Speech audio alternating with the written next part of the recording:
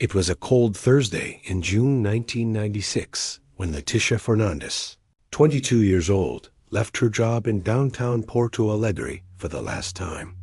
The young administrative assistant had just finished another workday at the law firm where she had been employed for 2 years. She said goodbye to her colleagues with her characteristic smile, promising to tell them about her weekend plans on Monday. The clock struck exactly 6:15 p.m. as she walked through the glass door of the office building on Rua 7 de Setembro, adjusting the strap of her black purse on her right shoulder and pulling her coat tighter around her body to protect herself from the cold wind that swept through the streets of the southern Brazilian capital. Leticia was known for her punctuality and responsibility. Daughter of Dona Carmen, a retired public servant, and Sue Antonio, an electrician who worked in the southern part of the city, the young woman followed a strict routine. She would leave work, walk 4 blocks to the bus stop on Avenida João Pessoa, and take the bus line that would take her straight to the Cavalhada neighborhood, where she lived with her parents in a single-story, 3-bedroom house. The journey took about 50 minutes, and Leticia would always arrive home around 7:30 p.m., just in time for the family dinner. That particular night, however, the seat at the dinner table remained empty. Dona Carmen served the polenta with sauce and waited. Sue Antonio checked his watch several times, furrowing his brow in growing concern. By 8 p.m., it was unusual. By 9 p.m., it was cause for alarm. The family didn't have a phone at home, and cell phones were still a luxury for the working class in Brazil at the time. The only option was to wait or go search. By 10 p.m., Sue Antonio couldn't bear the anxiety any longer. He put on his coat, grabbed his wallet, and left to retrace the path his daughter took every day. He walked down to the nearest bus stop, took the same bus Leticia would normally take, but in the opposite direction, and went downtown. Throughout the journey, his eyes scanned the streets, the stops, and the bus stations, hoping to spot his daughter's familiar figure. He arrived at the building where she worked and found only the security lights on the upper floors. The night doorman, a middle-aged man named Valdemar, confirmed that he had seen Leticia leave at the usual time, around 6:15 p.m. Desperation took over Sue Antonio. He walked down every block of the route to the bus stop, asking shopkeepers, street vendors, and pedestrians still walking the downtown streets. No one remembered seeing a young brunette of medium height wearing dark jeans and a beige coat. The description was too common for a large city, and people seemed too busy to notice the details around them. The following morning, Friday, when Leticia didn't show up for work, the situation became even more serious. Dr. Enrique, the attorney and owner of the firm, was genuinely worried. Leticia had never missed work without informing anyone, and her unexplained absence was completely out of character. By 9 a.m., Dona Carmen and Sue Antonio were at the nearest police station in the Tristeza neighborhood, reporting their daughter's disappearance to the chief investigator, Dr. Mauricio Ribeiro. Dr. Ribeiro was an experienced man with over 15 years in the civil police of Rio Grande do Sul. He had dealt with many cases of disappearances over the years and knew that the first 48 hours were crucial. He carefully noted all the details provided by the parents. Leticia Fernandez, 22 years old, 1.65 meters tall, 62 kilograms, brown shoulder-length hair, dark eyes, with no visible scars or distinctive marks. Last seen leaving work at Rua 7 de Setembro, downtown Porto Alegre, at 6:15 p.m. the previous Thursday. If you're enjoying this mystery, subscribe to the channel and turn on the notification bell to discover more intriguing cases like this one. The police protocol was immediately activated. Investigator Wellington Cardoso, a veteran at the station, took the case on personally. Wellington had a daughter the same age as Leticia and deeply identified with the parents' desperation. His first actions were pragmatic and systematic, contacting the office where Letitia worked, questioning her colleagues, verifying the bus stop she would have used, and speaking to drivers of the bus line she regularly took. At the law firm, the information collected painted a picture of a balanced and responsible young woman. Claudia, the receptionist who worked next to Letitia's desk, reported that on Thursday, Letitia had been in good spirits throughout the day. They talked about plans for the weekend, an English course Letitia was considering taking, and a guy named Bruno, with whom she had recently started dating. Claudia provided the address and phone number of Bruno's workplace, information Letitia had shared confidently. Bruno Machado, 25 years old, worked as a mechanic in a workshop in the Sarandí neighborhood. When investigator Wellington sought him out, the young man was genuinely surprised and obviously concerned about his girlfriend's disappearance. He explained that he had last seen Letitia the previous Sunday when they went to the cinema to watch a national movie. They had planned to meet again the following Saturday for lunch at her parents' house, but that meeting obviously never happened. Bruno described Letitia as a trustworthy person with no risky habits or vices, and confirmed that she seemed happy and emotionally stable. The investigation expanded to the public transportation company. The driver of the bus that Letitia would have taken that Thursday night was located. His name was Evaristo, a 48-year-old man who had been working in public transportation for over 20 years. Evaristo vaguely remembered a young woman who matched Letitia's description, but could not confirm with certainty whether she had boarded his bus that particular night. The volume of passengers during peak hours made it difficult to remember individual faces, especially since several days had passed since the incident. The days turned into weeks, and weeks turned into months. The police investigation explored all conventional possibilities. Hospitals were contacted to search for unidentified patients. The Forensic Institute was consulted about bodies found that might match Letitia's physical characteristics. Bus and train stations, as well as airports, received her photograph for verification.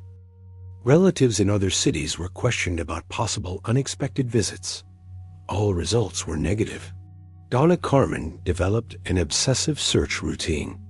Every morning, after Sue Antonio left for work, she walked the streets of the neighborhood, talked to neighbors, questioned shopkeepers, and put up posters with Letitia's photograph on poles and walls. The photo showed a smiling young woman with loose hair wearing a light blue blouse. Below the image, in capital letters, "Missing, Letitia Fernandez. For any information, contact family."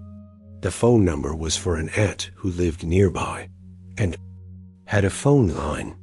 Theories began to circulate in the neighborhood and among coworkers. Some speculated about a secret relationship that might have prompted a voluntary escape. Others raised the possibility of kidnapping, although the family did not have the financial means that would justify such a crime. Some suggested an accident that resulted in memory loss, leaving Letitia wandering lost in some distant city. Each theory was investigated by the tireless Wellington, who refused to file the case away. The investigator discovered details about Letitia's life that even her parents didn't fully know.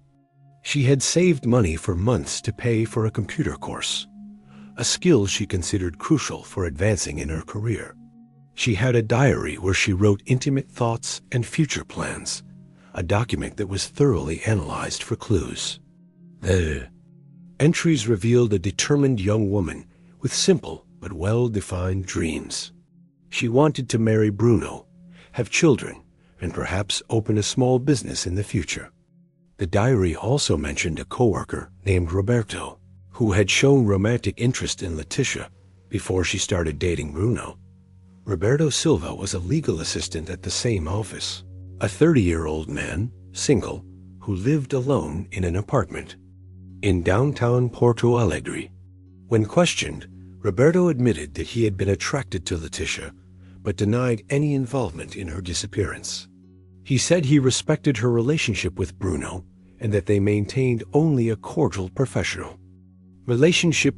Wellington decided to investigate Roberto more deeply. He checked his criminal record, which was clean. He asked other colleagues about Roberto's behavior toward Letitia. Claudia, the receptionist, confirmed that Roberto sometimes seemed bothered when Letitia talked about Bruno, but he had never SHOW an aggressive or threatening behavior. The clues were piling up, but the mystery remained. If you're trying to solve this case with me, leave your theory in the comments, and don't forget to subscribe. The first year passed without answers. Donna Carmen had lost a significant amount of weight, and Sue Antonio developed insomnia that affected his work performance. The family lived in a state of permanent mourning, unable to accept the loss without knowing what had happened to Letitia. Bruno continued to visit her parents regularly, keeping the hope alive and offering emotional support whenever possible. In the second year, Wellington was transferred to another police station, but handed the case over to his successor, investigator Carlos Oliveira, along with a detailed report of all the investigations. Carlos was younger and brought a fresh perspective to the case. He decided to review all the evidence from the beginning, looking for details that might have been overlooked.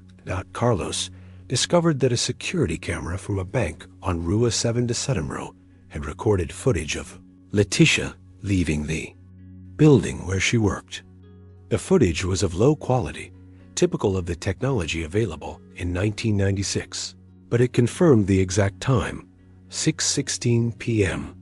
Letitia appeared to be walking alone towards Avenida João Pessoa, looking calm and unhurried. The investigator also located a witness who had not been questioned before. Donna Nusa, the owner of a nearby newsstand at the bus stop, remembered seeing a young woman who matched Letitia's description on the night of her disappearance. According to her, the young woman was standing at the bus stop when she was approached by a middle-aged man. They briefly talked, and then they walked together towards a side street. Donna Nusa couldn't provide a detailed description of the man, only that he was wearing dark clothes and seemed to know the young woman. This new information completely changed the direction of the investigation.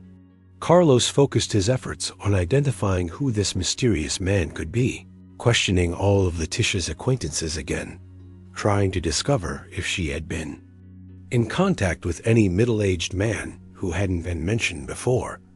The answer came from an unexpected source.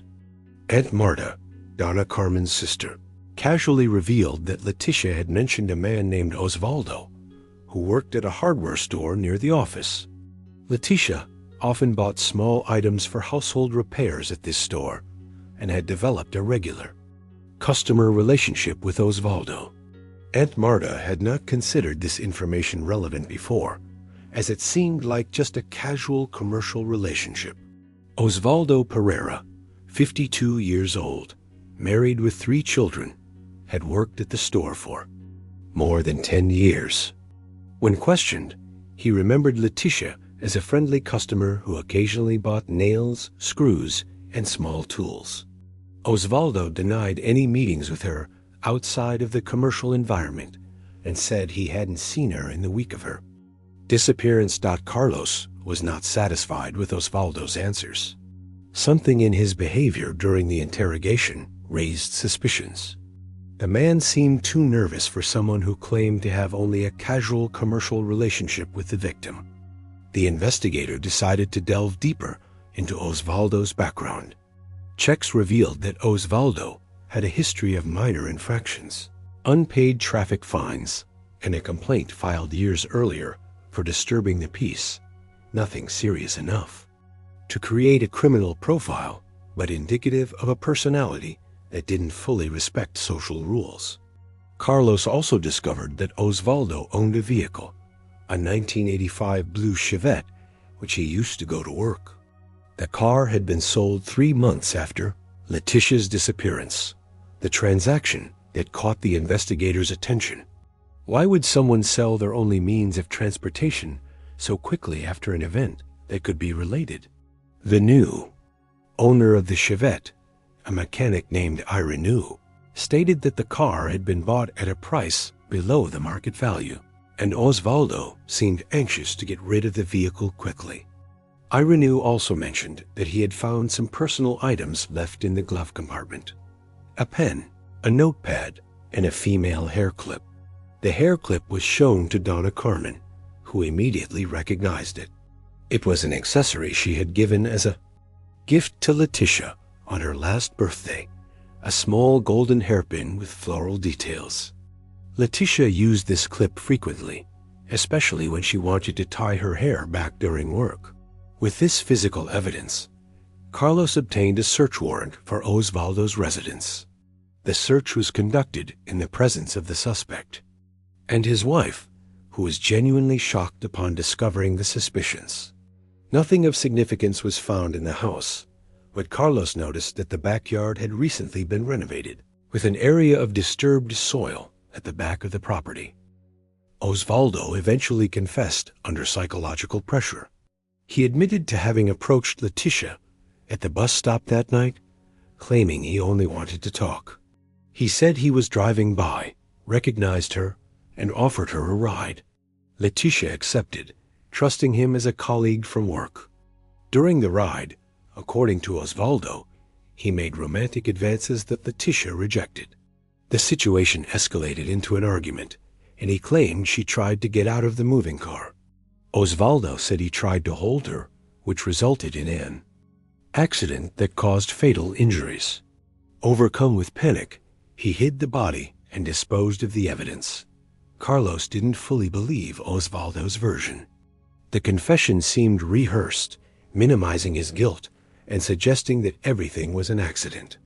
The investigator suspected the events were more premeditated than Osvaldo admitted, but the available evidence was enough to support a criminal charge. Osvaldo Pereira's trial took place in 1998.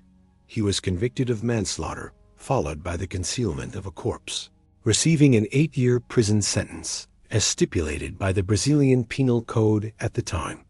Letitia's family finally had answers, though the relief was mixed with the pain of confirming her death. Letitia's body was never found, despite extensive searches conducted on properties linked to Osvaldo. He refused to reveal the exact location, claiming he couldn't remember due to his altered emotional state at the time of the crime. This gap remained an open wound for the family, who longed for the opportunity to give Letitia a proper burial. Donna Carmen never fully recovered from the loss. She continued to light a candle every night for Letitia and kept her room exactly as it was the day of her disappearance. Sue Antonio retired earlier than planned, unable to maintain the focus required for his job. Bruno eventually married another woman, but always carried the memory of Letitia as his first true love. In 2009, 13 years after the disappearance, an unexpected discovery brought the case back to the headlines. During an expansion of the Porto Alegre metro, workers found a bag buried in an area being excavated for the construction of a new station. The bag, preserved by the soil conditions, contained Letitia Fernandez's personal documents. Inside the bag were her work card, ID, some photographs, and an unsent letter addressed to her parents. In the letter, written in Letitia's distinctive handwriting, she expressed gratitude for the love and support of her family and mentioned plans to make her relationship with Bruno official. The date on the letter corresponded exactly to the day of her disappearance, suggesting she had written it during her lunch break at work. The discovery of the bag raised new questions about Osvaldo's version of events. How could her personal belongings have ended up in such a distant location from the route he had mentioned in his statement? Investigator Carlos, who was still working for the civil police, unofficially reopened the case to investigate these inconsistencies. A new forensic analysis of the bag revealed DNA traces that did not match either Letitia or Osvaldo. The genetic material belonged to a third person who remained unidentified even after comparison with the criminal database. This discovery suggested the possibility that other people may have been involved in the crime, a theory that had never been adequately investigated. Carlos tried to question Osvaldo again, but found out that he had died of natural causes 2 years earlier while serving his sentence in a semi-open prison system. With the main suspect's death, the new evidence became harder to investigate, but not impossible. The investigator focused his attention on Roberto Silva, the co-worker who had shown romantic interest in Leticia. Roberto still lived in Porto Alegre, working at another law firm. When questioned about the DNA found in the bag, he initially denied any involvement, but his nervous reaction raised suspicions. Under investigative pressure, Roberto eventually admitted that he had lied in his original statement. He revealed that he had followed Leticia on the night of her disappearance, driven by jealousy and obsession. Roberto had witnessed the encounter between her and Osvaldo and followed the car to an isolated location on the outskirts of the city. According to the new version of events, Roberto witnessed a violent argument between Osvaldo and Leticia, which led to physical assaults. Instead of intervening or calling the police, Roberto remained hidden, paralyzed by fear and indecision. After Osvaldo committed the crime and left the scene, Roberto approached, confirmed Leticia was dead, and took her bag with the initial intention of handing it over to the police. However, Roberto panicked when he realized his presence at the scene could incriminate him. He decided to hide the bag, planning to dispose of it later. For months, he kept Leticia's belongings at his house until he eventually buried them in the location where they were found years later. During a nighttime walk he took to dispose of the evidence, Roberto was charged with failure to provide assistance and concealment of evidence.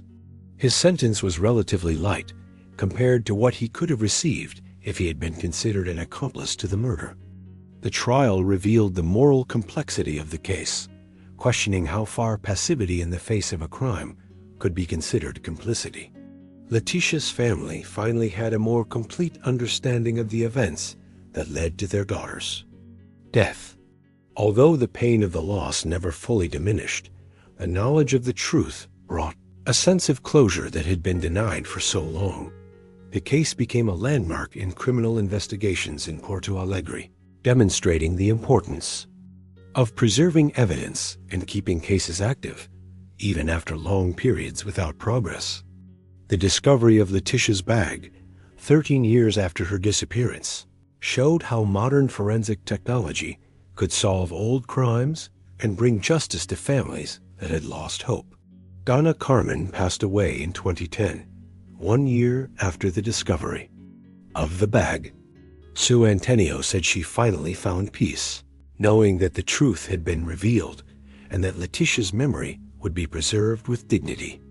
Donna Carmen's grave included a plaque in memory of Leticia, symbolizing the reunion she had always hoped for in life.